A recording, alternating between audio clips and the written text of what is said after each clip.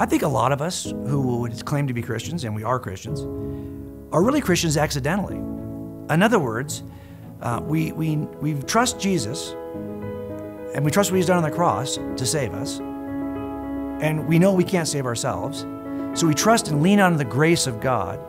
But if you asked us, well, why do you trust, say, the Jesus we see in Scripture versus the Jesus described in the Book of Mormon? We may not be able to articulate even the difference between these two, or what good reasons we have to believe that Christianity is true. We hold a kind of an unexamined faith. We happen to be in the right place. We happen to hold to the truth, but we don't even know why it's true. We're here kind of accidentally. We happen to, maybe you were born into a family of Christian believers. You happen to be in the right place, even though you may not know why it's true. That kind of faith, I would say, is very blind, right? In the sense that you haven't really examined it. And I think in the spectrum of faith, there are really three steps in this. Some beliefs are really unreasonable.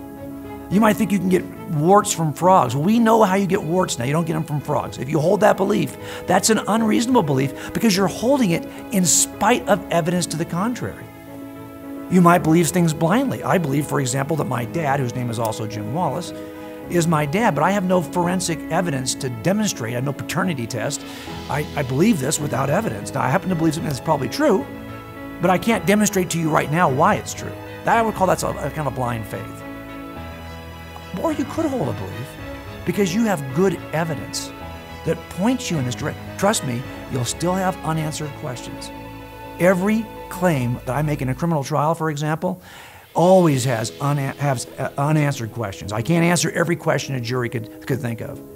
But when the evidence points in that direction and it's the most reasonable inference from the evidence, now I hold a forensic belief.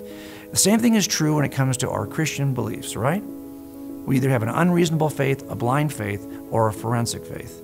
And it turns out only one of these will survive the scrutiny of a culture that's trying to convince our kids that this isn't true. And the most important person you need to be able to communicate a forensic faith to, it turns out, is not even to yourself or to those people you might meet on Facebook or on Instagram or on social media. They're probably living with you. They're probably your kids who need to know not just that it's true, but why it's true. They need to move from blind faith to forensic faith.